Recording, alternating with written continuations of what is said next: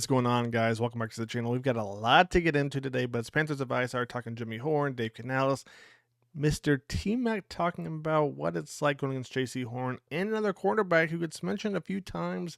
Man, let's get into it. So J.C. Horn, obviously the gentleman on the left, sidelined yesterday with a hamstring strain. Canales said he's working his way through their return to play protocol. Goes on to say we're just rehabbing him. He's in return to play, and then as soon as we feel like he's ready to get back out there, we'll bring him back out. The sixth-rounder stood out in rookie minicamp, and Canales said that he has worked through the offseason. They envision specific things he can offer to the offense. You know, gives us a lot of options. There's some perimeter things we can do with him, the jet sweep game. But then also, just like from his college film, he's a receiver first and foremost. He can stretch the field. He can separate. He's got a lot of energy and passion he plays with, so he's going to give himself a great chance to help us. Now, here's my thing. We didn't really get a lot, right? Hamstring strain, okay. Went back, kind of AI'd some of this. All right, Jimmy Horn, is there an injury history? Not really, all right, other than the injury he had last year, and we're going to look at this schedule real quick. Let me move this for you guys. So as we saw in the article, right, he got hurt in the Texas Tech game, didn't play that one, didn't play against Oklahoma State, and the bowl game didn't have the best. So if you look at his last 2 years, right, to me that's a fair assessment, right? If I go back 3 or 4 years, we're kind of picking and choosing what kind of narrative we want to create. If we look at his last 2 years, you see he's played every game. If I'm not mistaken, unless something's off here, let me know. But other than that one, which they called a lower body injury, which could be a hamstring strain, we don't know for sure. But other than that, these 2 games out of his last 2 years, I'm not too concerned, to be honest with you. If this is all we're dealing with, just these 2 games, and you look at him across the board, what he's done, I got to say, I'm not too worried about it. And if I'm not mistaken, the Panthers also bring in a new trainer and stuff, because go back to last year, I mean, really the last 2, 3, 4 years, where it's been injury after injury after injury. Hopefully the new people in charge can kind of change some things, because especially Jonathan Brooks, man, that was crazy last year. With all that being said, man, let's jump into Canales and see what he says about the team.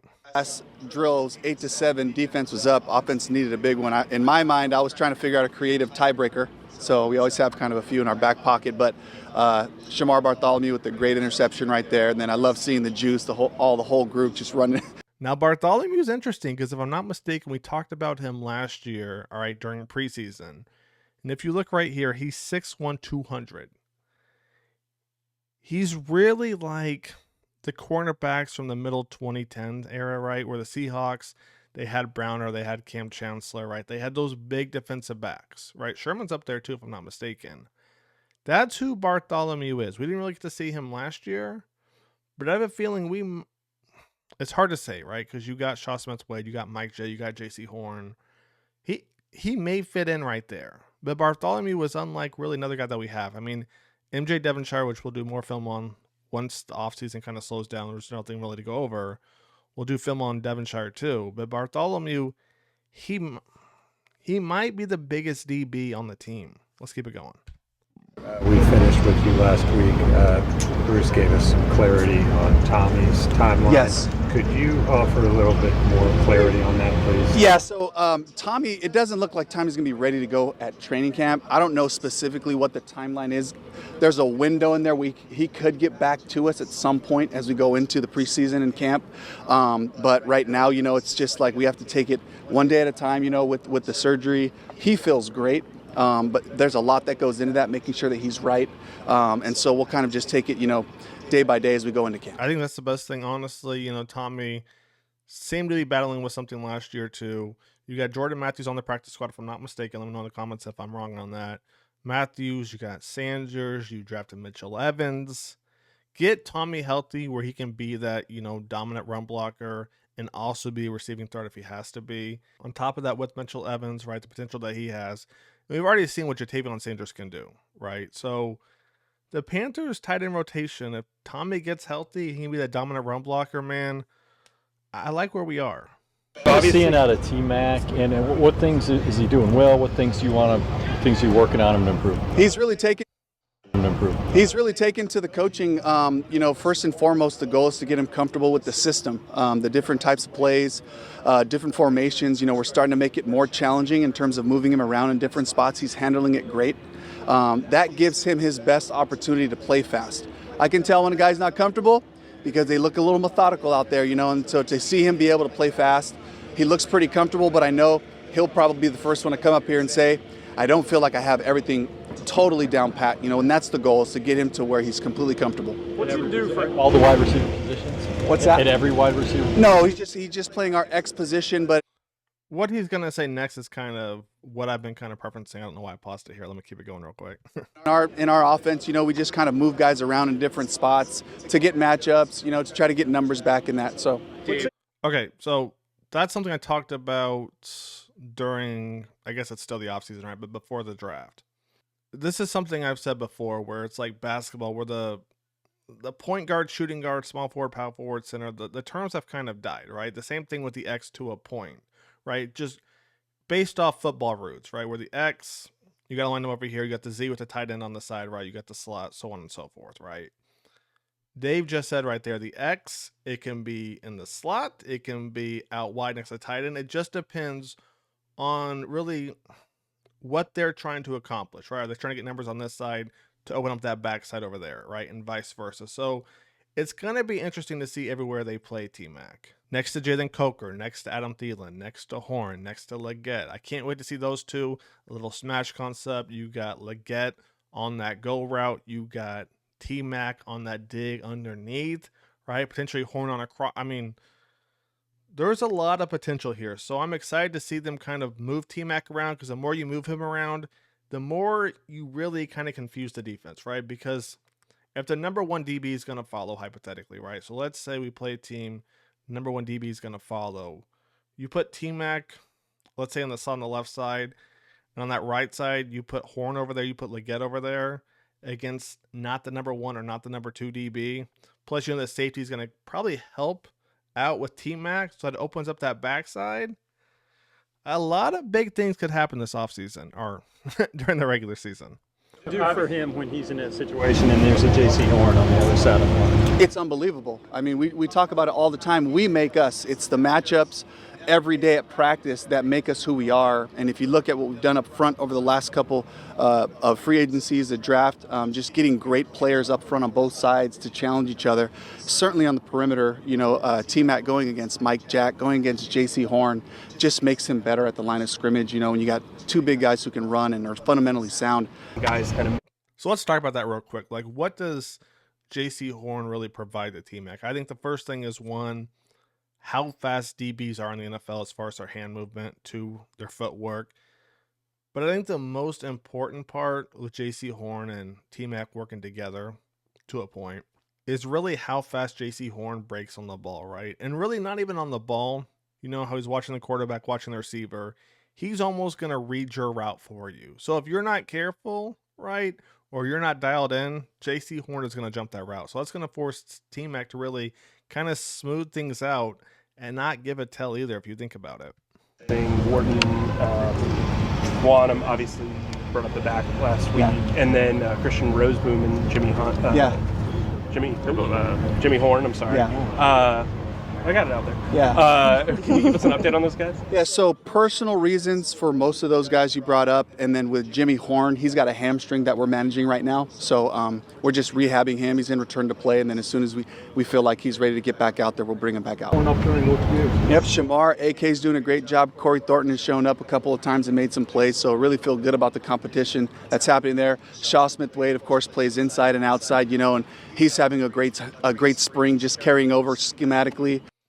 So obviously some of those names I was a little bit confused with Thornton, AK, so on and so forth. I'm like, okay, let me put in the depth chart, because I pay attention to the Panthers quite a bit, but I can't be the only one who's a little bit confused. So talked about I'm sorry. It's probably a Caleb Evans right here. Then Thornton, whereas he has Corey Thornton down here. Obviously Shamar Bartholomew, we talked about him. Looks like he's going to back up JC Horn as of now. All right. A Caleb Evans backing up Mike J. And then Nickelback, Devonshire. This one, I'm going to have to watch more film on probably, because to me, he seemed like an outside corner. So we'll see. Maybe this is just the website I use. That's where they put him at. Behind him, Jack Henderson. All right. Who else we got? Travis Broughton. I think I'm saying that name right. And then you got Corey Thornton, who we talked about before. So Dave mentions Thornton. He mentions AK, which was where right here, Caleb Evans, and then Bartholomew. Not bad, right? Bartholomew mentioned again. And he looks great. A lot of it just comes to, Cooley taking these guys through their everyday drills and watching their agilities really show up in practice, and the guys are really grasping it right now. Any chance of looking in the free agent market? Like, Gilmore was a hot name last year. We're always looking. We're always open. We're always looking. But right now, I feel good about the group that's competing out there. And I want to ask you too, when Jimmy's healthy, what does he add with that? Before they go back to Jimmy Horn real quick, I mean, you guys let me know, what do you think of the depth chart, right? Because last year, I mean, what you had, there was a couple guys, Dane Jackson, a couple other ones, who were supposed to make bigger names than what they were. How do we feel about the depth chart? I mean, they say Shaw Smith-Wade, he's making, huge strides. Mike J, J.C. Horn, I go back to, knock on wood, if one person gets hurt, if Shaw Smith-Wade gets hurt, can a Caleb Evans, can Shamar, can MJ play the nickel? If Mike J gets hurt, can somebody else play the number 2? Hey, God forbid J.C. Horn gets hurt. Who's going to play the number 1? Now, I say that, let me preference that real quick. Avero doesn't like to travel corner. So I talk about playing number 1, number 2. It's interesting right there, because if Mike J goes down, what if Vero make J.C. Horn travel then? Something to think about, man. Let's keep it going, though. Patrick Jones. Oh, yeah. What have you seen from him? I know that there's not a lot of contact, but just as a pass rusher and just being in the right spot. Really technical. Really takes well to the coaching. He's focusing on the right things, his footwork, his hand placement, the finish of plays, the communication, all those things, and then just another pro, a guy that, his film, bringing him in here, his film, he's an effort guy. He's a finish guy. That's how a lot of his production happens, is he doesn't give up on plays. And so, to see that and set that example for Nick Scorton and for Princely, coming in here to see, like, this is how you work as a pro. What things are you? Before we jump into T-Mac talking about J.C. Horn and all that fun stuff, let's talk about Patrick Jones real quick. To me, Patrick Jones, kind of what Princely, I think his next step will be, right? I think, there's levels to this, right? Patrick Jones, when I watched his film in Minnesota, nothing really stood out to me other than, like Dave said right there, his motor, right? He's go, go, go, go, go, right? The second the ball snapped, bang, he's off the line.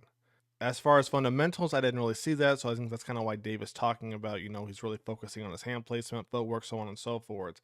But his motor, man, and I look at Princely too, I think Patrick Jones has the ability to really take his game to the next level once he learns. Not even learns, because I'm pretty sure he knows the moves, right? But really gets them down pack, right? Gets that third level. And I think Princely can get to that second level where Patrick Jones is, man. I think those two can continue to build, hopefully the next 2 to 3 years. But now let's talk about T-Mac. Let's talk about him, talking about J.C. Horn, a cornerback again, man. Let's get into it. Working on out there to get better at the next level? Really just playing more physical, playing with my hands a little bit more. Obviously, we got a physical DB in JC and Mike Jack. So that's something I want to pause right there on, right? And I've said this before. I've gone over this, like, T-Mac, was I high on him? Was I not high on him? And it was hard because, I didn't really see him have to deal with the press, deal with the physicality. But at the same time, he played in the Big 12. He played with teams really not wanting to get beat over the top. So teams are going to play him 5-10 yards off and say, hey, run your ends, run your outs, run your crossers short. We're not letting you get behind us. But the difference is in the NFL, for one, the pass rush is twice as quick, right? So in college, one play could be 3 seconds. The next one, it could be 7 seconds, right? QBs can scramble a lot more. They're a lot faster than the edge guys in college for the most part, right? In the NFL, it's different.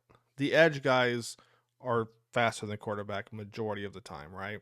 Especially nowadays. So that's one thing to think about too. If the edge guys are faster, the pocket time isn't as long, so DBs will press, knowing it's going to throw receiver really off his time. If he can't get off the press, he's not going to be able to get the ball. So that's really going to be T-Mac's next kind of journey to learn from, like he just said right there. So I like that answer. being able to play with my hands either at the top of the route or to be at my releases are pretty much the things I'm working on right now for sure. Speaking of JC, the two of y'all were chirping before you even got on the field together. So what has it been like now lining up against each other? Nah, I mean, man, it's a blessing. I know he's gonna do everything in his power to make sure that I'm ready for anything that gets thrown at me this year. So, and I'm gonna try my best to make sure that I can make him a better player. But like I said before, man, I think JC Horn can help T-Mac out a lot because JC Horn, man, he's going to jump routes, right? He does a great job reading the quarterback. He does a great job reading the receivers' routes for them. He watches film. He knows what's coming. He's going to play off knowing he can make up for it with his timing and his speed. So him and T-Mac together, I think it's going to improve T-Mac's short routes a lot. That's my thoughts. I know for a fact that he's going to do that for me. So, every day, we chasing greatness and we trying to make each other better. Any one-on-one between each other? I just playing. What's it like working with an Adam Thielen, a Hunter Renfrow on a day-to-day basis? Because you talk about that diversity. I mean, there's a couple guys who played a lot of years in the league. What's it like, and what do you get from working with the two of them? I mean, it's a blessing. I'm the new guy around town. I've never played in this league, and Hunter's going on, I think, year 8. I think Adam's going on year 13. For them just to have that knowledge, that wisdom, I'm all ears when they speak. Just being able to find out whatever makes them great, find out whatever can make me better, make me succeed at this level. So let's pause it right there real quick. Hunter Renfrow, he took, a year or two off? And if you look at his numbers, you're like, oh, well, that's why he took it off. It wasn't very good. But if you go look at the actual film, something, I stress a lot about, especially if people go off PFF without actually watching the film, the throws that he was getting from the quarterback, it sent him to die. Almost literally. They were terrible throws. So it's like certain places as a quarterback, as a receiver, as a running back, you go to these places, you go to die, right? And in Vegas, I think it was Oakland at the time. I don't know if there was Vegas yet. But when he went to the Raiders, it was almost like his career was meant to die there as a receiver because the quarterback play was just abysmal. Then you look at Adam Thielen, who's been the #1 receiver for the Panthers for the last 2 years now, with no help around him, give or take. You had Deontay Johnson for a little bit, right? But he doesn't have anyone else to take, the defense towards them. Adam Thielen was getting boxed as a 32-year-old, 33-year-old and playing the slot. Not even as a #1 receiver or #2. Playing in the slot, he was still putting up crazy numbers given, one, how bad the Panthers' offensive line was 2 years ago. Then you have to look at how bad the defense was. So now Panthers go down by 20, 30 in the second half. Teams know they're going to pass, and Adam Thielen is still producing numbers, right? That's what makes him so special right there, is the fact he's 32, 33, no help on the outside. The offense couldn't do anything. Teams know they're going to pass, and Adam Thielen, man, is still routing up DBs. It's been the learning curve for you, what you were expecting versus now experiencing? Kind of like what I said earlier, they play a lot more physical in the league. I got to get used to that, just playing with my hands, playing a lot more physical at my releases at the top of the route. So that's pretty much, that kind of hump that I got to get over right now. What's your impressions on Bartholomew? He's an undrafted guy last year. Shamar again. And it's interesting, Shamar and T-Mac right here, right? And the reason I say that is Mike J might be what, 5'10"? He might be 5'10". Shaw Smith's weight, I think he's only 5'8", 5'9". JC, kind of that same height. It makes sense why they have Shamar, right? Because Shamar, he's a physical corner, he's going to press, and that's going to force T-Mac right there to learn how to get up that line quick and really not lose a step. That was a big thing with Mingo. I go back to Mingo the last couple of years.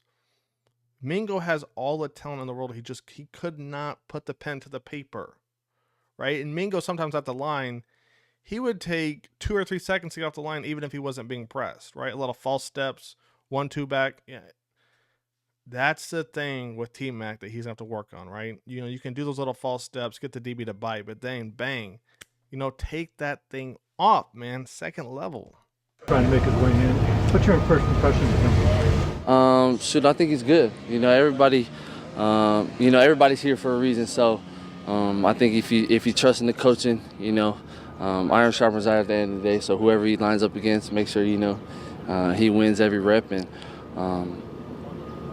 Sky's the limit for them. That right there is going to wrap it up. I hope you guys have enjoyed the video. Panthers Vice is out.